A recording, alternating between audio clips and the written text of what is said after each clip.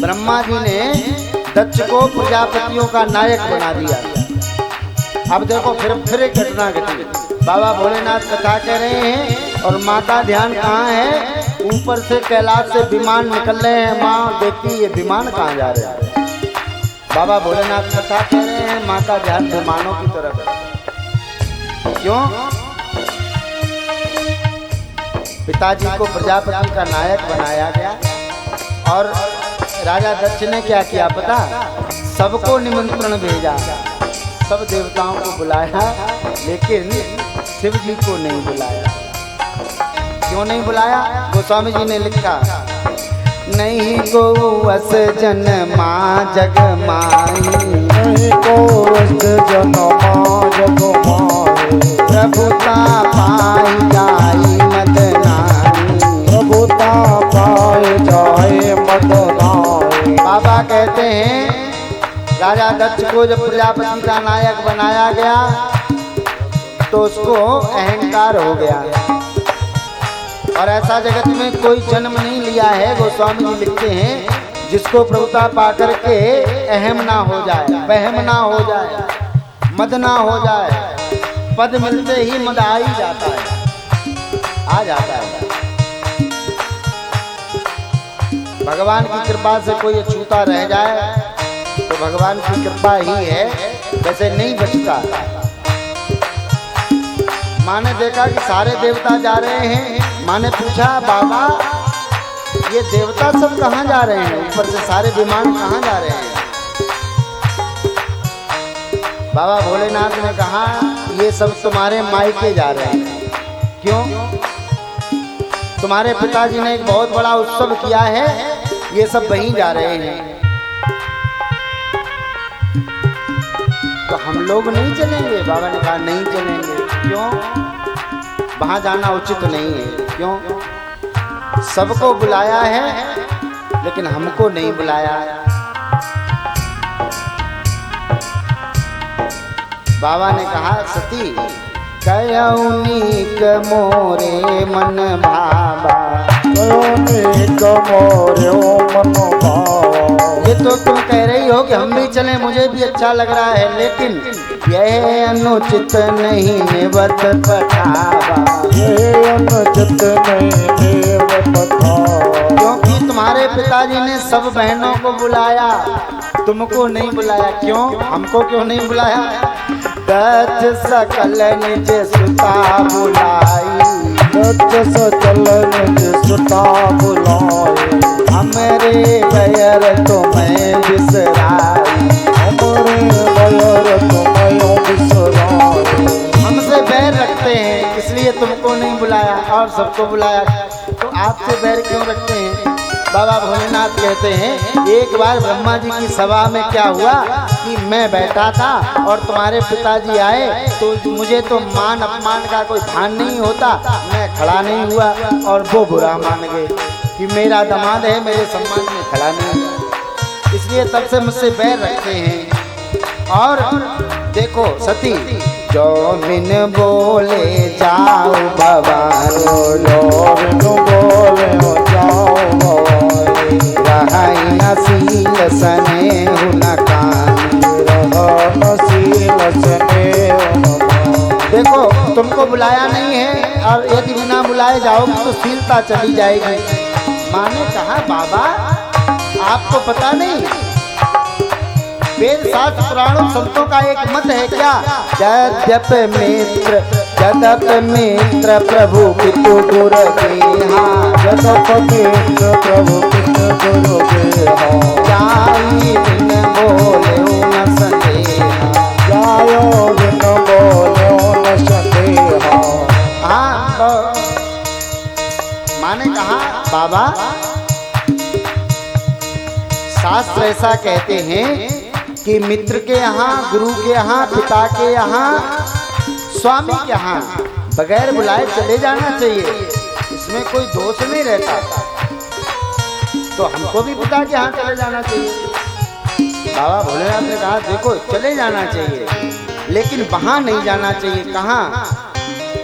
यद्यपि विरोध मान का कोई, यद्यप विरोध मान जय इन स्थानों पर बगैर बुलाए चले जाओ, लेकिन आप जानते हो कि वो आपसे विरोध रख रहे हैं तो नहीं जाना चाहिए।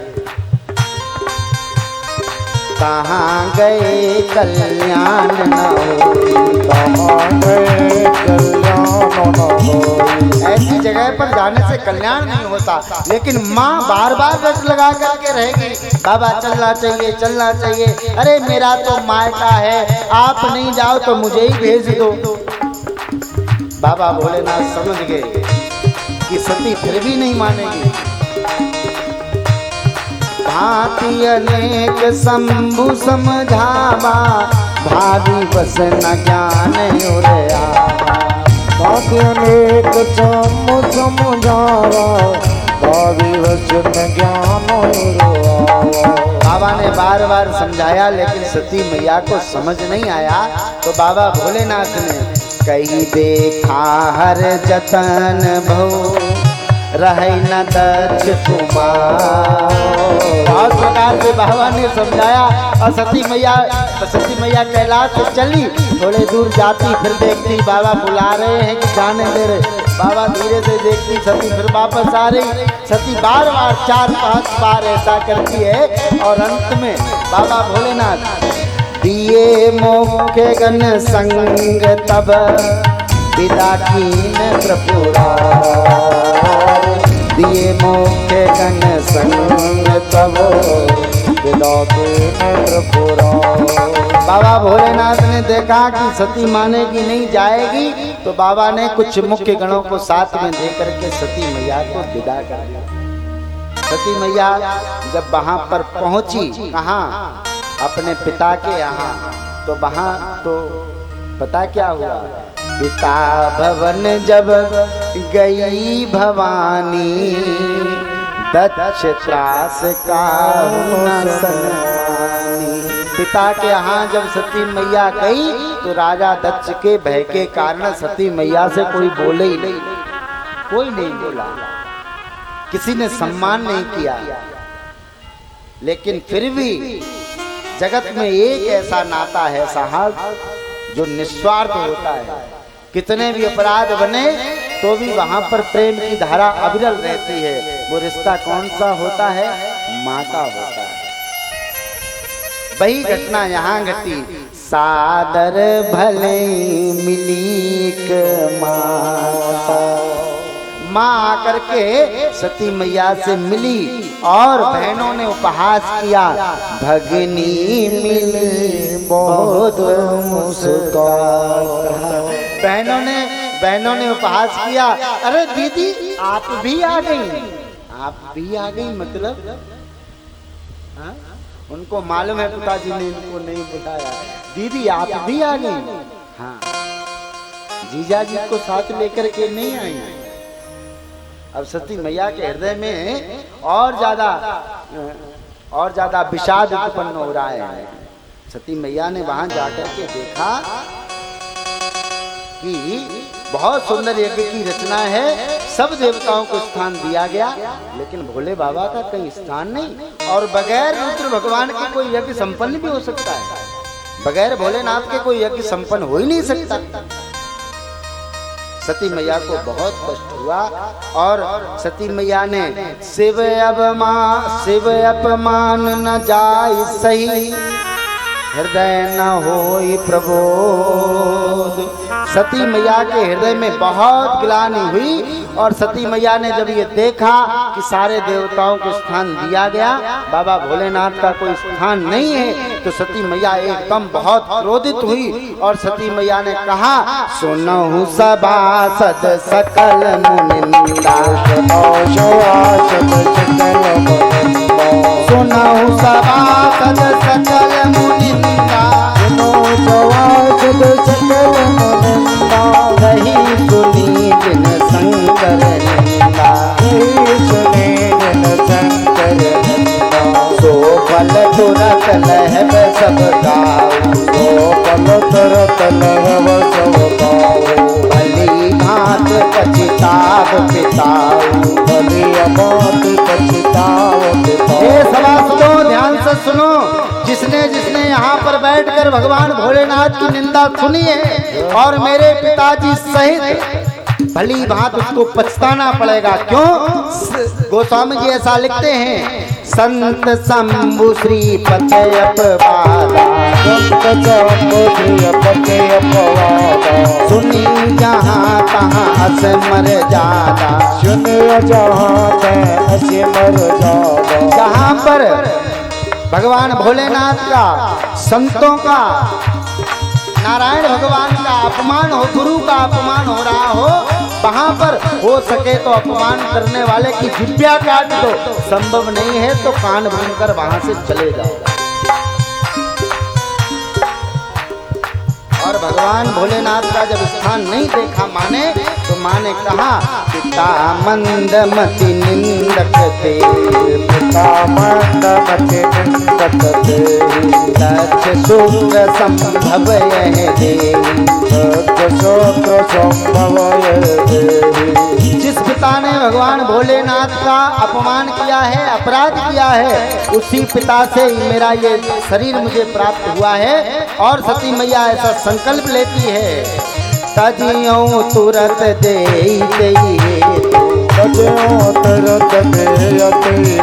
अब इस शरीर को मैं धारण नहीं करूंगी।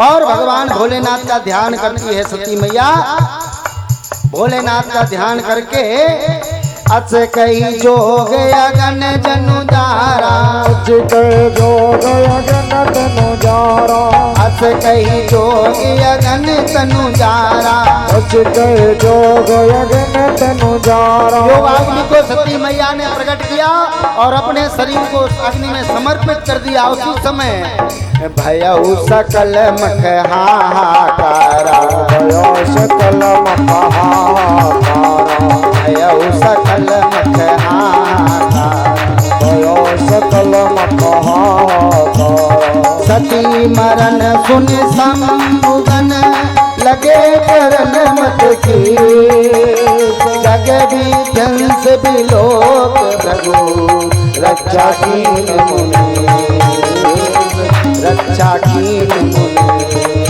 और जैसे ही भगवान भोलेनाथ के गणों ने देखा कि सती मैया ने शरीर का त्याग कर दिया, यज्ञ को विध्वंस करने लगे, भृगु ऋषि ने जैसे तैसे यज्ञ की रक्षा की।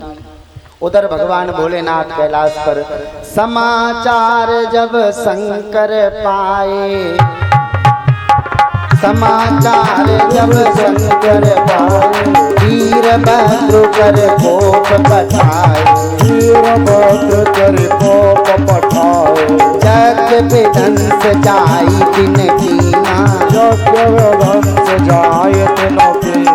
सकल सुरन विदवत फल दीना, सकल सुरन विदवत फल दीना। जैसे ही भगवान भोलेनाथ को सूचना मिली कि सती मैया ने देह का त्याग कर दिया, वीरभद्र नामक अपने गढ़ को भेजा, जाकर के यज्ञ को तहस नहस कर दिया।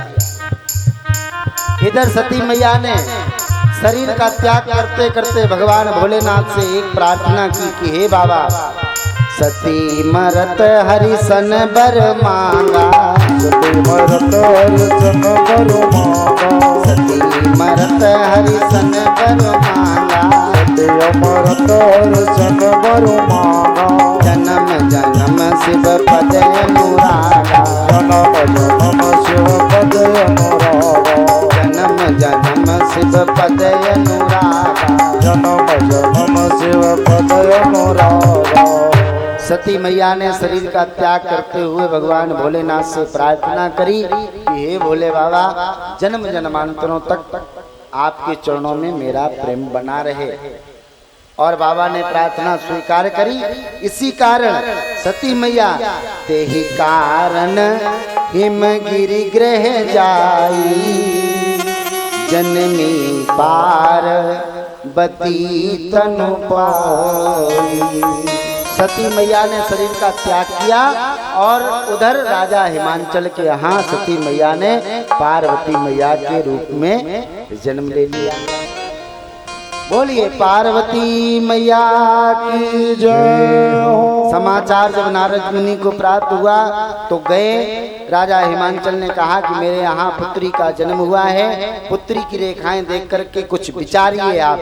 और नारद जी ने जब वहां जाकर के देखा तो पार्वती मैया के पहले गुण बखान किए नारद जी ने। नारद जी कहते हैं, हे राजा हिमांचल, सब लक्षण संपन्न कुमारी हुई है संतत पिय ही प्यारी। सदा अचल यही कर यही बाता, यही तेजस पई है पितु माता। यही करनार यही कर नाम सुमिर संसारा, प्रिय चढ़े हैं तत्वते सुधारा। अरे तुम्हारी बेटी बहुत सौभाग्यशाली है, अपने पति को बहुत प्यारी होगी। तुम्हारी पुत्री का नाम लेकर के इस जगत की सुहागिन नारियां अपने पति के प्रति पति धर्म का निर्वहन करेंगी। लेकिन हे राजन, शैल सुलक्षण सुता कुमारी, शैल सुलक्षण सुता तुम्हारी, सुनहु जे अब गुण द्विचारी। ये तो मैंने गुण बताए, अब कुछ अवगुण भी हैं इसकी रेखाओं में। क्या है? अरे सुनो हिमांचल राज, जो इसको पति मिलेगा अगुण अमान मातु पितुहीना, उदासीन सब संशय छीनो। इसको जो पति मिलेगा वो कैसा होगा?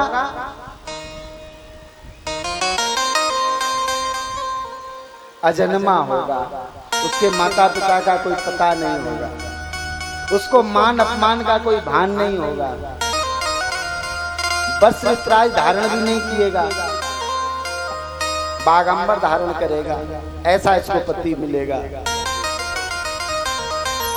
जोगी जटिल अकाम मन, नगन अमंगल देश, अस स्वामी यह कहीं मिले परयस सिर। जोगी होगा, जटाधारी होगा, निष्काम हृदय होगा, निवस्त्र होगा, अमंगलों का वेश धारण करने वाला होगा, ऐसा पति इसको मिलेगा। ऐसी तुम्हारी बेटी की हाथ में रेखाएं बता रही हैं। अब मैना मैया ने जब सुना कि मेरी पुत्री को ऐसा पति मिलेगा तो मन में विचार किया कि नारद जी बता रहे हैं तो इनकी बात तो झूठी हो नहीं सकती। कोई नम्रसा देव ऋषि भागा, नारद जी तो देव ऋषि हैं, ये जो कहेंगे वो असत्य तो होगा नहीं। तो कोई उपाय बताओ नारद जी, उपाय निवारण बताओ कोई। तो नारद जी ने कहा, हिमांचल राज, मैना मैया सुनिए, कहे मुनि से हिमवंत सुन, जो विधि लिखा लीला, देव दनुज नर नाग मुनि को न मेटन हो। जो विधाता ने लिखा है ना भाग्य में, उसको कोई मेटने वाला नहीं है। लेकिन फिर भी जो जो मैंने दोष बताए हैं वो सब गुणों में परिवर्तित हो सकते हैं। कैसे? जो विवाह शंकर सन होई, 200 गुण सम कहे सबको। यदि तुम्हारी बेटी का विवाह भगवान भोलेनाथ के साथ हो जाए तो सारे दोष गुणों में परिवर्तित हो जाएंगे। क्यों? क्योंकि भोलेनाथ एक ऐसे देवता है जो समर्थवान है, सामर्थ्यवान है। समर्थ हैं, कैसे समर्थ हैं? अच्छा विचार करो, किसी देवता के ऊपर जाकर के बार बार जल आप अर्पित कर दो, बार बार अर्पित करो, श्रृंगार किए बैठे हो और आप जाकर के बार बार जलाभिषेक करो तो कोई भी देवता हो नाराज हो जाएगा। लेकिन भोलेनाथ जितना चढ़ाओ, जय जय। अच्छा जल की बात छोड़ो आप, कोई देवता ऐसा भी होगा जो धतूरा धारण करेगा, बताओ। जा पाए बोराए जग, जा खाए बोराए। धतूरा कोई खाएगा? एक बार कोई खा लेगा तो पागल हो जाएगा। लेकिन भोलेनाथ सामर्थ्यवान है। अच्छा और बात सुनो आप, मुर्दे की भस्म भगवान भोलेनाथ को समर्पित करने के सिवाय और किसी काम में आती हो तो जरा मुझे बता दो, बताओ भैया कोई जो किसी काम का नहीं। मेरा शरीर छूटने के बाद जब हम पंच तत्व में विलीन हो जाएंगे तो हमको कोई स्वीकार करेगा? कोई करने वाला नहीं। कौन स्वीकार करेगा? भगवान महाकाल को रोज भस्म आरती होती है।